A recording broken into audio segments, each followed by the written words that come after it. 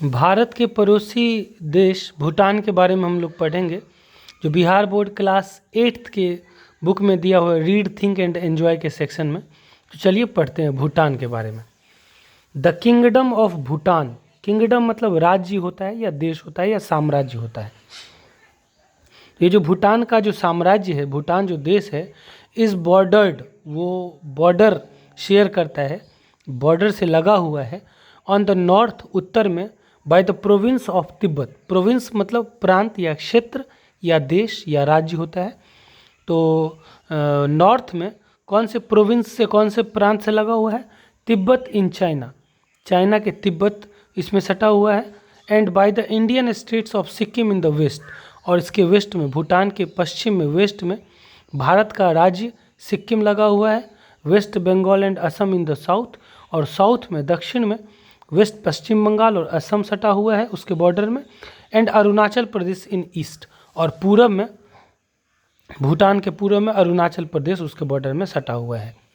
With an area of approximately 46,500 square kilometres. इसका जो पूरा क्षेत्रफल है भूटान का, वो 46,500 स्क्वायर किलोमीटर है। Bhutan has a north south distance of 170 kilometre.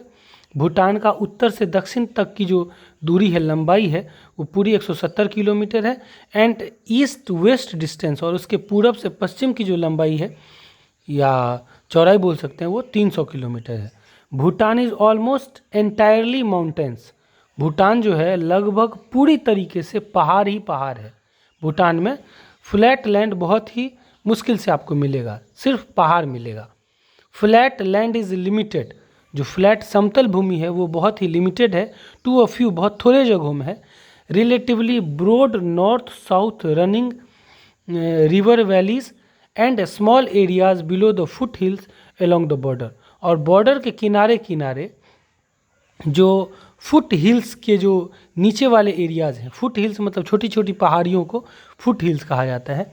ये जो फुट हिल्स हैं, जो तलहटी पहाड़ के नीचे में जो छोटे छोटे पहाड़, बड़े पहाड़ के नीचे में जो छोटे छोटे पहाड़ जो होते हैं, उनका तल जो है वही फुट हिल्स कहा जाता है। तो उसके नीचे वाला एरिया जो छोटा एरिया है, और जो रिवर वैली होती है रिवर वैली का मतलब जो नदी की जो घाटी होती है, ठीक है, जिसमें से नदियाँ बहती है, उसके मुकाबले फ्लैट लैंड बहुत ही कम है। Many rivers and their tributaries, बहुत सारी नदियाँ और उनकी जो ट्रिब्यूटरीज हैं, एक बड़ी नदी में जब छोटी छोटी नदियाँ आकर के मिलती हैं और वो उसी नदी में मिल जाती है, तो जो नदियाँ आकर के मिलती है उनको सहायक नदी कहते हैं, ट्रिब्यूटरीज कहते हैं। तो मैनी रिवर्स, बहुत सारी नदियाँ, और उनकी ट्रिब्यूटरीज जो हैं, उनकी सहायक नदियाँ, फ्लो थ्रू भूटान, वो भूटान से होकर के गुजरती है। The main rivers are the Manas, Sankosh, Wangchu and Torsa. जो मुख्य नदियां हैं भूटान की, वो हैं Manas, Sankosh, Wangchu and Torsa. The country can be divided into 3 climatic zones. इस देश को 3 मुख्य क्लाइमेटिक जोन में बांटा जा सकता है, जलवायु क्षेत्र में बांटा जा सकता है। 3 प्रकार की जलवायु यहाँ पर पाई जाती है। The southern belt rising to 1500 metre, जो दक्षिणी जो क्षेत्र है, जो बेल्ट है, जो लगभग 1500 मीटर तक ऊंचा है, has a hot humid climate with temperatures between 15 to 30 degrees centigrades and annual rainfall ranging between 2500 millimetre. जो दक्षिणी जो बेल्ट है, जो दक्षिणी क्षेत्र है, जो 1500 मीटर की ऊंचाई तक है, वो एक गर्म क्षेत्र है। ह्यूमिड क्लाइमेट है वहाँ पर। ह्यूमिड का मतलब होता है नमी वाला क्लाइमेट, वहाँ पर नमी ज़्यादा पाई जाती है, ठीक है। विद टेम्परेचर्स, और वहाँ की जो टेम्परेचर होती है, तापमान जो होता है, वो 15 डिग्री सेल्सियस से सेंटीग्रेड से 30 डिग्री सेंटीग्रेड के बीच में होता है। और वहाँ पर जो वार्षिक वर्षा जो पड़ती है, वो 2500 मिलीमीटर बरसात होती है, और 5000 मिलीमीटर के बीच में बरसात होती है। पहला रीजन ये था। दूसरा जो क्लाइमेटिक जोन है वो है द इनर हिमालय रीजन, जो आंतरिक हिमालय रीजन है, ranging from 1500 metre to 33,000 metre, जो 1500 मीटर से 3000 मीटर की ऊंचाई तक का जो क्षेत्र है, has a temperate climate with an average annual precipitation of approximately 1000 millimeter, has a temperate climate। वहाँ की जो क्लाइमेट है वो एक टेम्परेट क्लाइमेट है, मतलब मीडियम वातावरण है, जहाँ पर एवरेज एनुअल precipitation जो होता है, जो वार्षिक जो वर्षा का जो अनुपात है वहाँ पर वो लगभग 1000 मिलीमीटर होता है। उसके बाद जो तीसरा जो क्लाइमेट जोन है, द हाई नॉर्दर्न रीजन, जो उत्तरी क्षेत्र है, ranging from 3000 metre to 7000 metre, जो 3000 मीटर से 5000 मीटर की ऊंचाई तक है, has a sewer alpine climate, वो एक गंभीर पर्वतीय जलवायु वहाँ पर पाई जाती है। अल्पाइन क्लाइमेट मतलब पर्वतीय जलवायु, with annual precipitation of around 400 millimetre, जहाँ पर जो वार्षिक वर्षा का जो अनुपात है वो लगभग 400 मिलीमीटर होता है, बट सबसे कम बरसात यहीं पर होती है। As a result of the diverse climate, ये डाइवर्स क्लाइमेट की वजह से इसके परिणाम के रूप में जो डाइवर्स क्लाइमेट यहाँ पर है, अलग अलग प्रकार की जो जलवायु यहाँ पर होती है, उसकी वजह से उसके परिणाम स्वरूप different varieties of crops are grown in Bhutan. Bhutan में अलग अलग वेराइटी के फसल उपजाए जाते हैं। Wheat, barley, buckwheat and potatoes are grown in high altitudes. ये जो क्रॉप्स हैं, फसल हैं, व्हीट, बार्ली, उसके बाद बक व्हीट और पोटैटोज़ जो हैं वो उगाए जाते हैं इन हाई ऑल्टीट्यूड्स, उच्च ऊंचाई में। ऑल्टीट्यूड मतलब ऊंचाई में, ज़्यादा ऊंचाई में। While rice and chillies are grown in the lower valleys, जबकि चावल और मिर्ची जो है वो निचली घाटियों में उपजाए जाते हैं। Rice is the staple food of the भूटानीज, और जो चावल है वो भूटानियों का स्टेपल फूड है, मुख्य भोजन है। बिसाइड्स फार्मिंग के अलावा, खेती के अलावा, the Bhutanese farmers keep flocks of sheep, जो भूटानी किसान होते हैं वो भेड़ियों का झुंड रखते हैं, भेड़ का झुंड रखते हैं।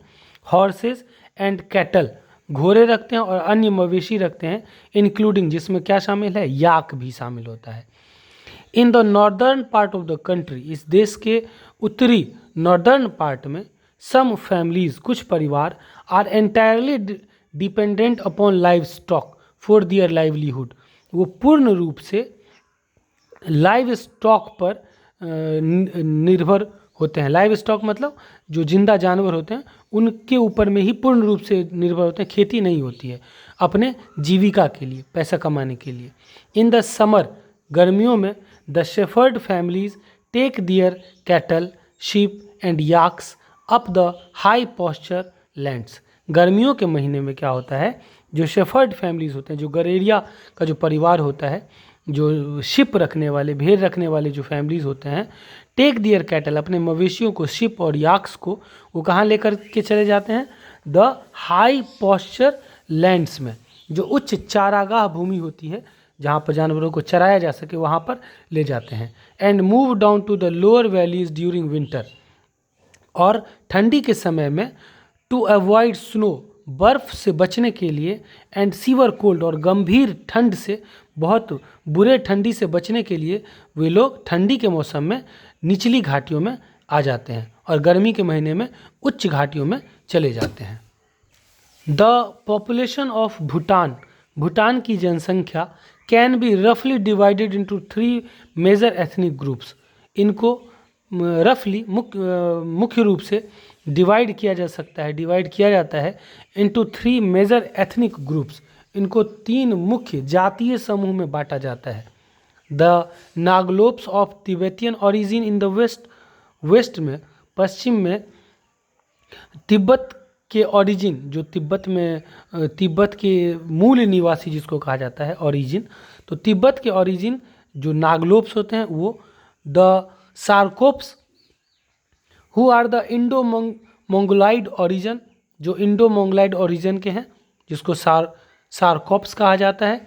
इन द ईस्ट, पूरब के लोगों को, and the Lhotshampas of Nepalese origin, जो नेपाल के मूल निवासी ओरिजिन होते हैं, इन द साउथ, साउथ के दिशा में, जिनको लोथसम कहते हैं।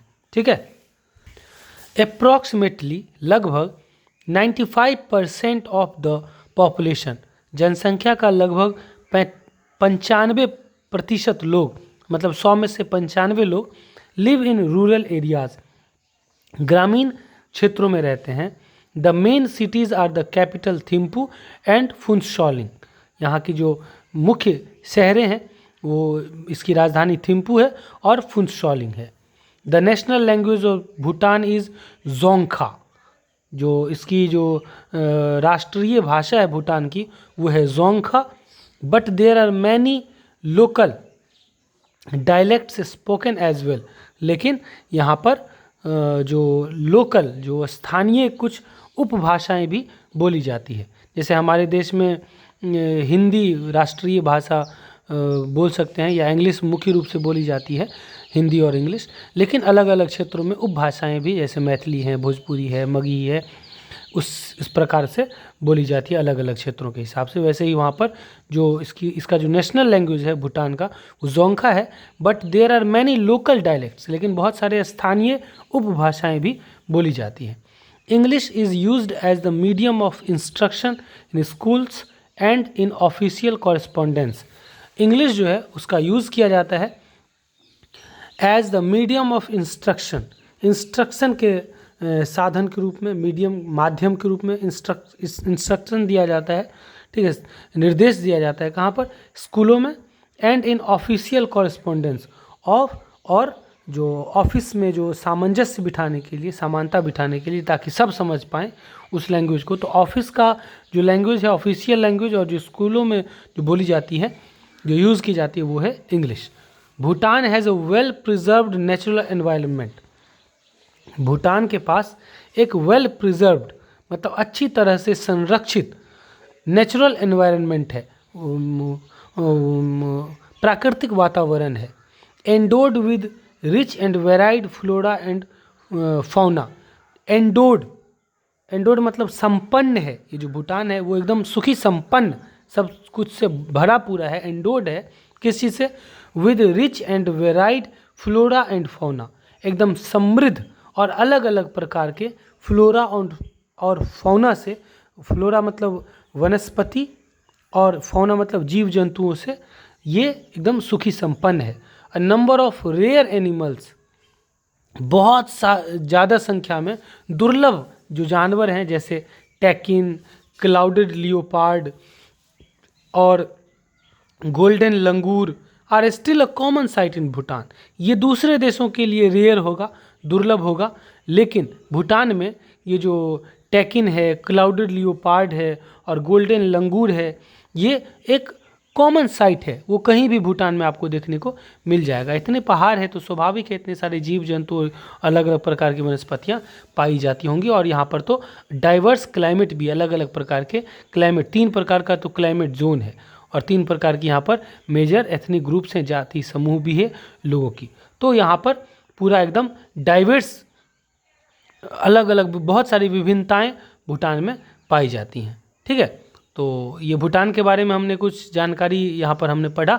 चैनल को सब्सक्राइब करके बेल आइकॉन दबा दीजिएगा। ट्यूटोरियल प्लानट हमारे चैनल का नाम है, आपके चैनल का नाम है। कमेंट करके ज़रूर बताइएगा और प्लेलिस्ट में जाइए, अलग अलग क्लास 7th से क्लास 12th तक हिंदी और इंग्लिश का वीडियो मैंने सोचा कि सब कुछ कंप्लीट करके बताएं, उसके बाद कुछ आगे बढ़ेंगे। तो जाइए, आप जिस क्लास में भी पढ़ते हैं जा कर के देखिए, समझिए। सबसे अच्छा इस चैनल पर बताया जाता है बिना टाइम वेस्ट किए। Thank you so much, bye bye, take care. Comment करके जरूर बताइएगा, चैनल को सब्सक्राइब करके बेल आइकन दबा दीजिएगा।